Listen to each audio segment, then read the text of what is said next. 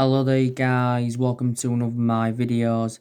On this video tonight, I am going to be giving you a preview for the Chelsea-Manchester United game in the FA Cup semi-final, Sunday 6 o'clock kickoff. Like I've said, Tino, the FA Cup is a priority for Manchester United, and I'm really looking forward to the game. You know, we progressed to the FA Cup semi-finals by beating Norwich in the previous round by 2-1. Of course, it was a late goal from Harry Maguire in extra time. You know, we beat Derby in the 5th round by 3-0. We beat Tranmere in the 4th round by 6-0. And we beat Wolves in the FA Cup 3rd round replay 1-0. So there's actually no great chance, we could win the FA Cup because, it is a chance for us getting some silverware on the board. Don't forget as well, the Europa League is a priority for us because that's also a chance of us getting some silverware on the board. And we're more or less into the last day of the Europa League. We are looking to beat Chelsea for the 4th time this season, because we've already beaten Chelsea 3 times this season. We're beating them earlier on in the season, 2-0 at Stamford Bridge. We're beating them 2-1 in the Carabao Cup, and we're beating them 4-0 at the start of the season. I think we are unbeaten against Chelsea since Ole Gunnar Solskjaer got recommended into the football club. But it will not be an easy game. I think Frank Lampard has done quite well with Chelsea. This has been his first full season with Chelsea. Obviously, Chelsea is a second club in his managerial career because last season Frank Lampard was managing Derby. And I think he actually, progressed Derby to the playoff finals, did Frank Lampard. Like I said, Chelsea have done really good business so far. They have recruited, some, good players in. Obviously, they got Timo Werner in from RB Leipzig quite a few weeks ago. And they got Hakim Ziyech from Ajax in February. So Chelsea have spent around £80 million on them players. They're also looking to get Kai Havertz on the board. Frank Lampard knows Chelsea inside out, because Frank Lampard endured 13 years as a player with Chelsea. Obviously, before he was at Chelsea, he was at West Ham. After his 13 years with Chelsea in his playing career, I think he had a spell with Manchester City. Then he went to New York City, did Frank Lampard. Did Frank Lampard and that. But, Chelsea, have got some very good players in their team. They have got the likes of Olivier Giroud. They have got Tammy Abraham. They have got Batshuayi. They have got Callum Hudson-Odoi. They have got N'Golo Kante. I think Frank Lampard's confirmed that Kante is going to be missing the game on Sunday. Also, too, they've got that Billy Gilmore. He's progressed up the ranks fantastically well. I think he's also out with injury for Chelsea. They've got Azpilicueta, they've got Alonso, they've got Pedro, they've got Willian, they've got Jorginho, they've got Ross Barkley. So Chelsea have got some very good players in their team. They've got Kepa Arrizabalaga. I think he's actually, the most expensive goalkeeper in the world. But like I say, it will not be an easy game.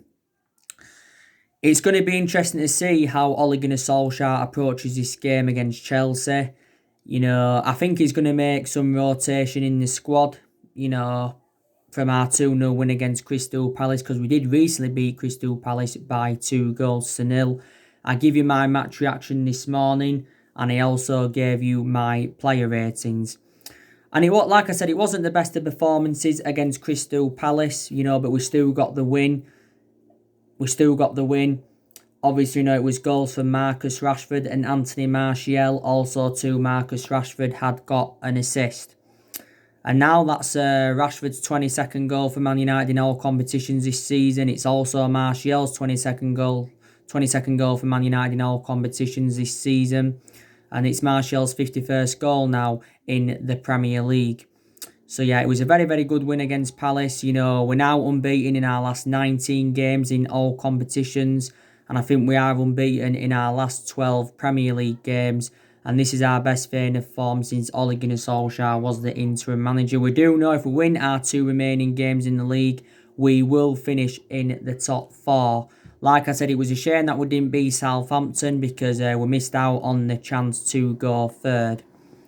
But yeah, he'll make some rotation in this game against Chelsea. He only made 2 changes in the Palace game. Obviously, Fosu Mensah and Scott McTominay came in.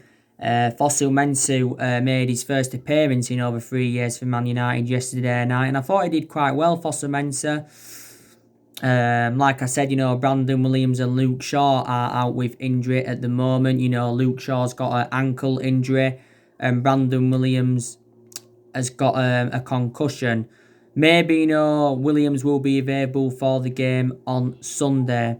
But in the last 5 league games prior to the Crystal Palace game, Solskjaer went with the exact same team, and that's the first time we've done that since February 1993, which is now 27 years ago. So if we do beat Chelsea on Sunday, we will progress to the FA Cup final, and we will extend our unbeaten run to 20 in all competitions. Chelsea have won 12 of their last 15 FA Cup semi-finals. Let's take into account as well, we did beat Chelsea in the FA Cup last season by 2-0. Like I said, we haven't had a great record at Stamford Bridge. When we beat them earlier on in the season 2-0, it was the first time we've beaten them at Stamford Bridge in the Premier League since 2012. But obviously, this game is at Wembley. Chelsea haven't been great recently. They grinded a 1-0 win against Norwich. They recently as well got beat by Sheffield United 3-0 did Chelsea. I think Chelsea's expectations next season probably will be to challenge for the Premier League. That's what I do think. That will be their expectations next season, Chelsea's. Chelsea, have sacked a lot of managers in a short period of time. Like I said, before Lampard, they had Maurizio Sarri. Maurizio Sarri was with Chelsea last season. He only endured 1 season with Chelsea. He did progress Chelsea to the Carabao Cup final. Didn't win it, but he did win the Europa League with Chelsea. That, of course, got Chelsea qualification for the Champions League. Of course, they had Antonio Conte. They won the title with Antonio Conte in his first season, but they still got rid of him. Don't forget, Chelsea had Jose Mourinho. Obviously, Mourinho had 2 separate spells with Chelsea and won quite a few Premier League titles, with Chelsea. And when Mourinho was at Chelsea, that's when he was a manager at the top level. But he's no longer now a manager at the top level as Mourinho. Don't forget, Chelsea also had Gus Higgins. They had Gus Higgins and Di Matteo, their other managers there sacked. Also, too, they had Avram Grant and Scarala. They had Villas-Boas at one point. I think they sacked, I can't remember when they sacked him, but I think Chelsea did win the Champions League under Villas-Boas. Don't forget as well, they also had Carlo Ancelotti back in 2009 and 10, and they won the double under Carlo Ancelotti. So they have sacked a hell of a lot of managers of Chelsea. And, Chelsea, I think, have probably sacked more managers than we've sacked in the last 6 or 7 years, because we've sacked 3 managers since the Ferguson era. And that was David Moyes, Louis van Gaal and Jose Mourinho. So Solskjaer is our 4th permanent manager since the Alex Ferguson era. But of course, Frank Lampard will want to get one on Ole Gunnar Solskjaer, because like I said, Solskjaer's overcome Frank Lampard 3 times this season. I'm very confident we can win this game, because our record against the top 6 sides this season has, been very, very good. Of course, like I said, we're beating Chelsea 3 times this season. Solskjaer's beaten Tottenham twice as a manager. We're beating Leicester earlier on in the season by 1-0. Drew with Liverpool. Solskjaer's beaten Manchester City 3 times this season. Became the first manager in history to beat Pep Guardiola 3 times, in 1 season and that. So I'm very, very convinced that, we can win this game. I want us to win the FA Cup as well, because if we do, we will go level with Arsenal. Because at the moment, Arsenal are on 13 Premier League titles. Arsenal are on 13 FA Cups, and we're on 12. So if we win it this season, we will be on 13. So we are the second most successful team in FA Cup history. And, we haven't won the FA Cup since 2016. And that's when we won it under the Louis van Gaal era. We beat Crystal Palace in the final by 2-1. By the way, I will be doing a video tomorrow to give you my starting 11 prediction for the game. I definitely believe that Sergio Romero is going to start in goal because, Romero plays in the cup games. De Gea will be dropped for this one. If Brandon Williams and Shaw are available, I can probably see Delors starting at left back in this one. It will probably be Lindelof and Maguire as a centre-back partnership. Probably Armand Bissaka at right back. I think probably Matic will probably start against Chelsea. Because he didn't start against Palace. I think Pogba will start alongside him. Maybe James could start the game on Sunday against Chelsea because James hasn't been getting a lot of starts recently because Mason Greenwood's been playing ahead of him. But I think in the last couple of games, Mason Greenwood's been a bit off the pace. But don't forget, he's had that ankle injury. Fernandes will definitely keep his place in the team. Rashford and Martial, they'll also keep their place in the team. So I think he'll probably make around 2 or 3 changes from the 2-0 win against Crystal Palace. Against Crystal Palace and that. But yeah, really, really looking forward to this game. I am really, really looking forward to this game. But like I said, a lot of aspects of Manchester United's game has really, really improved. Like I said, now we're creating more chances. We're scoring more goals.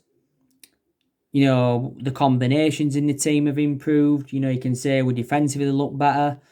So I've seen a lot of improvements under the Ole Gunnar Solskjaer era. Don't get me wrong, there's still things that we do need to work on. Maybe we need to keep the ball better. Maybe, we need to be quicker on the flanks. Solskjaer recently criticised our forwards, saying that, they've got to be more clinical in front of goal. But Solskjaer did recently say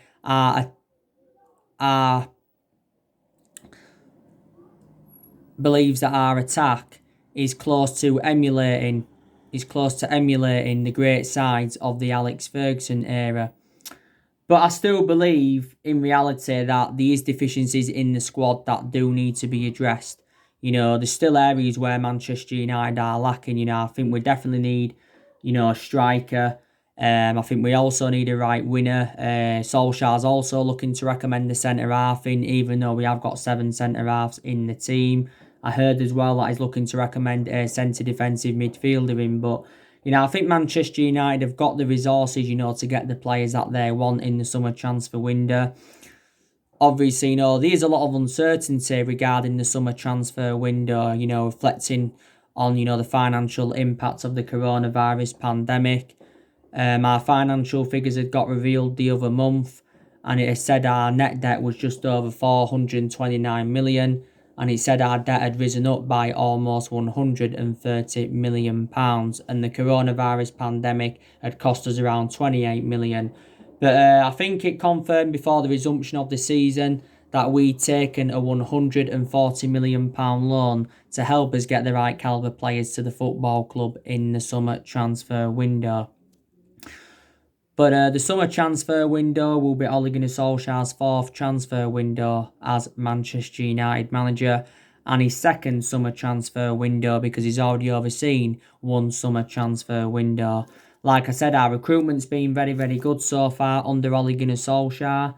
He's brought 5 good players into the football club so far and spent just over £200 million. And, we've been criticised for several years, reflecting on how poor our recruitment policy's been. We've also been criticised for overpaying for players.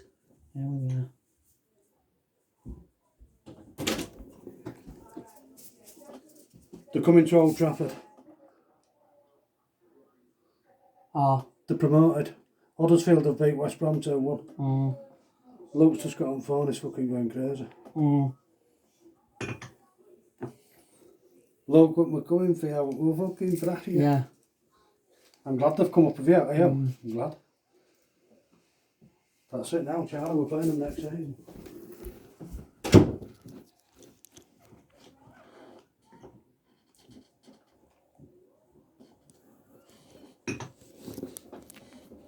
yeah, we have, like I was saying, overpaid for players in recent years and all of that, and we have been heavily criticised for that. But gotta say, we've done our recruitment's been very, very good under Solskjaer, and don't forget, Solskjaer recently made a transfer prediction, and he says that any young player would come to Manchester United, and there has been a lot of young players on our agenda. There's two young players that have turned down moved to Manchester United, and that was Erling Haaland. Like I said, it was a shame that we didn't get Erling Haaland in January because he would have been an Ole Gunnar Solskjaer type signing, and it was also a shame that we didn't get Jude Bellingham. I'm actually not unsure what our transfer budget's going to be for the summer. Solskjaer said the other week he was unsure how much he is going to get to spend. We're also going to get rid of players in the summer transfer window, so we are going to generate money that way.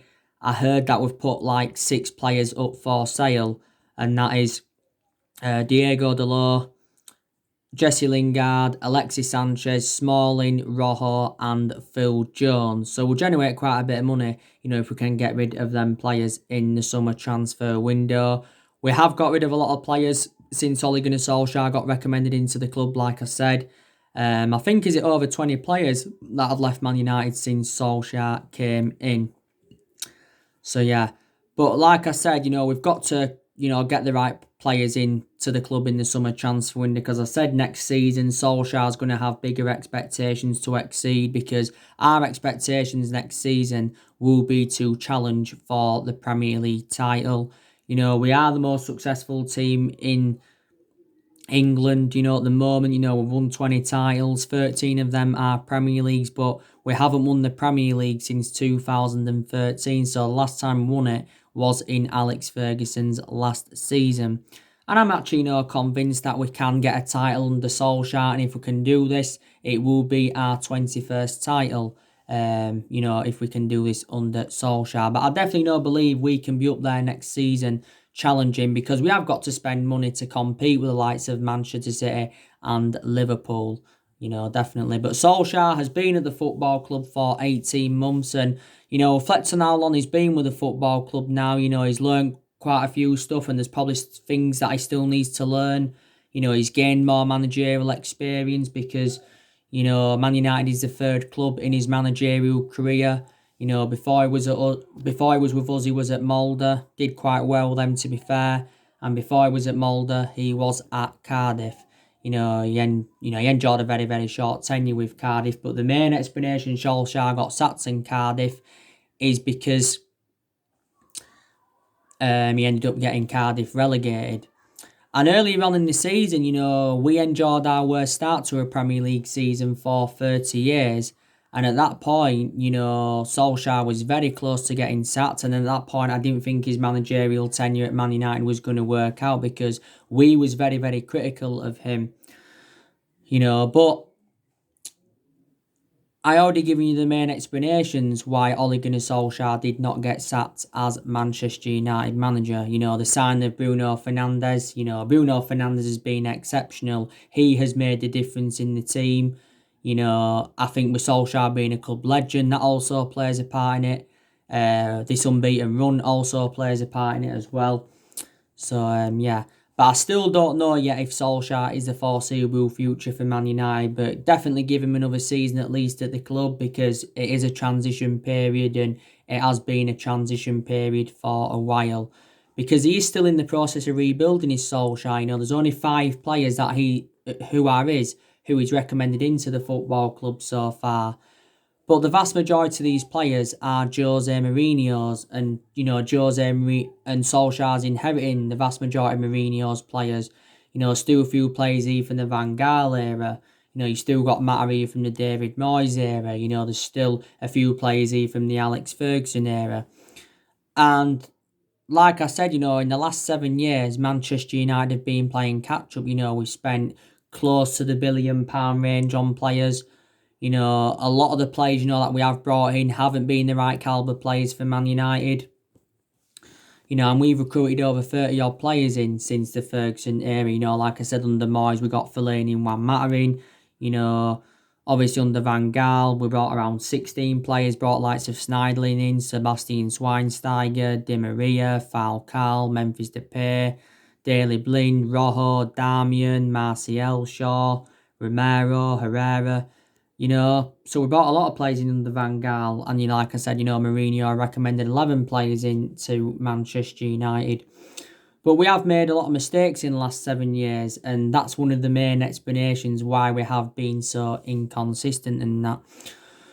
But people will say, reflect on the money we've spent, we should be in a much more commanding position that we're in. Some people say we should be where Liverpool are, or minimum, where Manchester City are. But it just proves always spending big on players does not always guarantee you success.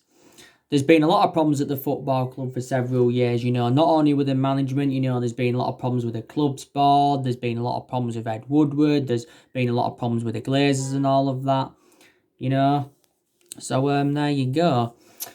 But I'm glad now we're doing really, really well under Ole Gunnar Solskjaer. Like I said, we're facing a dilemma regarding the contracts because we have got around 8 players' contracts that are due to expire next year, and Solskjaer's got to make a decision on these 8 players. Solskjaer did make a lot of rotation earlier on in the season, reflecting on the injuries that Manchester United had. We've only got a few injuries now. Williams and Shaw are out at the moment. Phil Jones and Alex Tuanzebe are also out for us.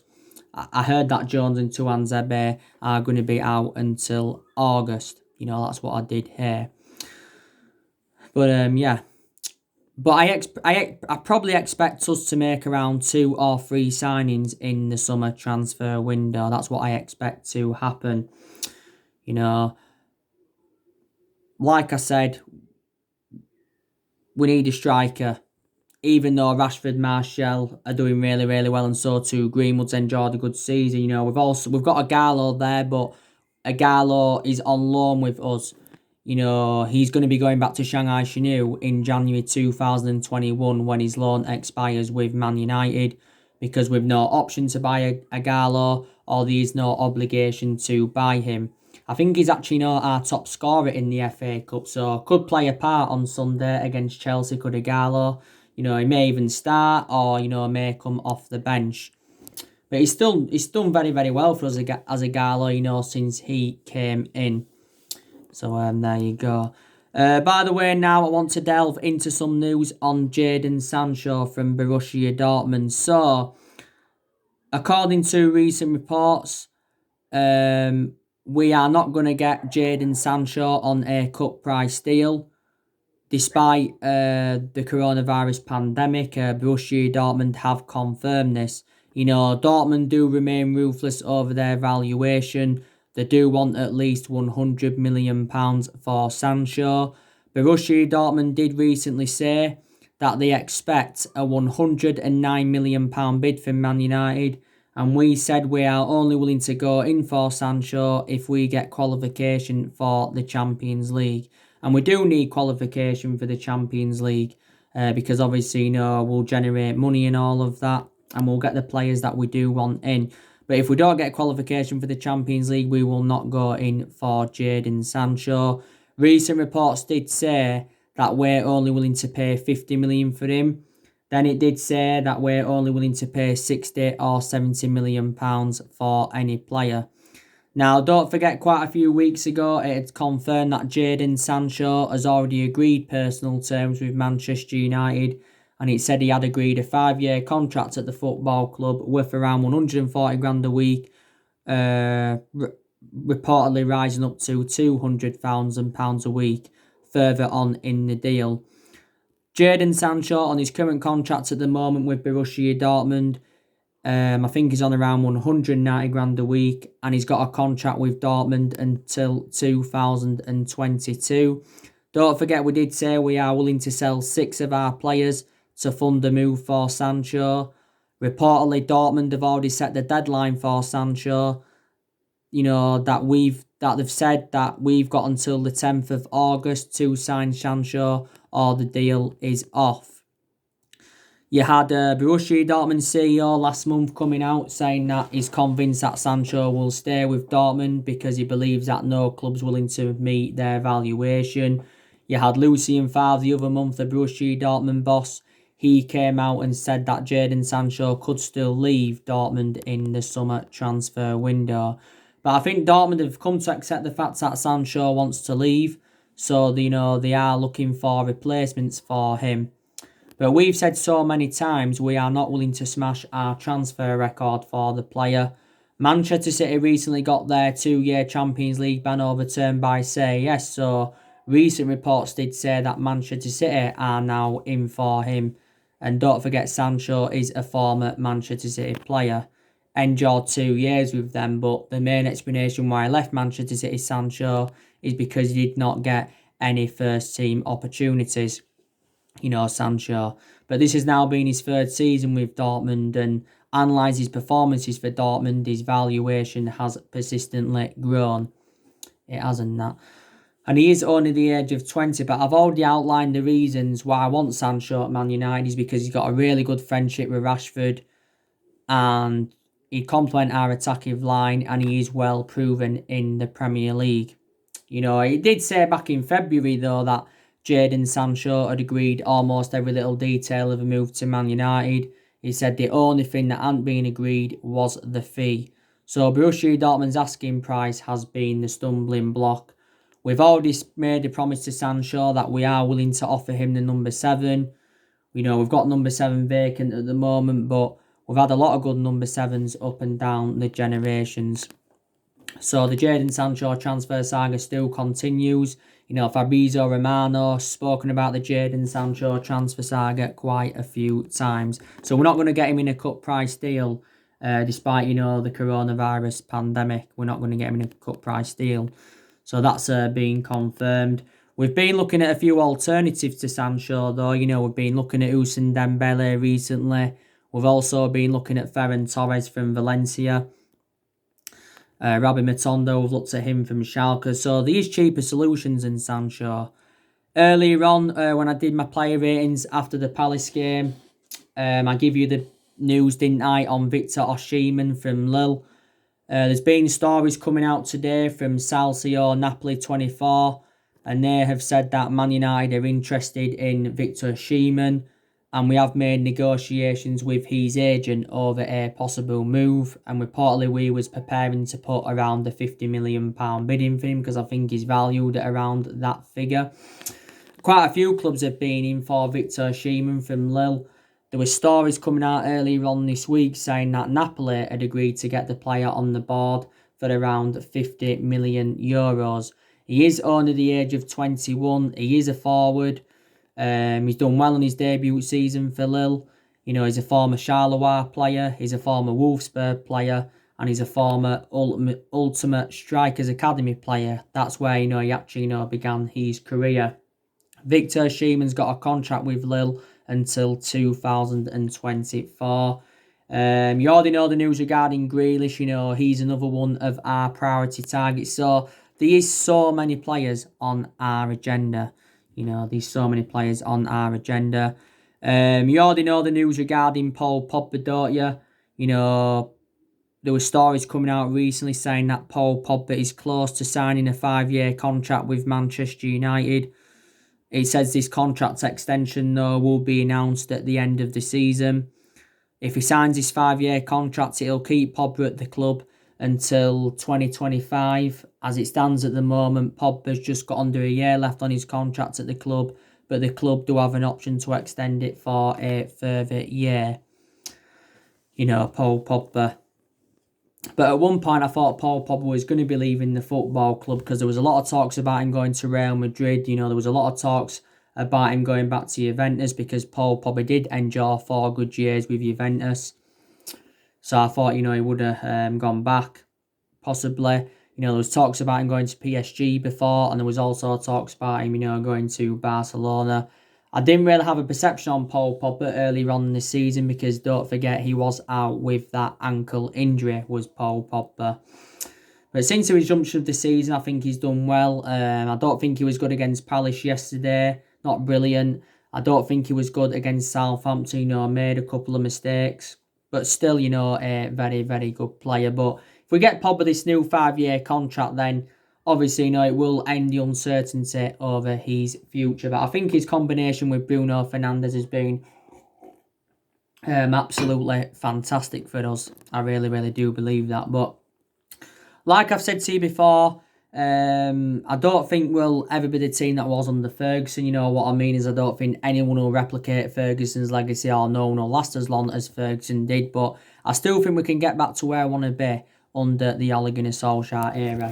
I really, really do. But anyway, tomorrow your starting 11 prediction will be coming up for the game. Like I've already confirmed with you, Solskjaer will be making changes. But, Chelsea have got some really, really good players, that could cause us all sorts of problems. They really, really have. But yeah, nothing much more to really say. So anyway, guys, that's everything to update you today. Drop your comments, likes below on the channel. If you do, consider subscribe as always, and take care. God bless you all again very, very soon.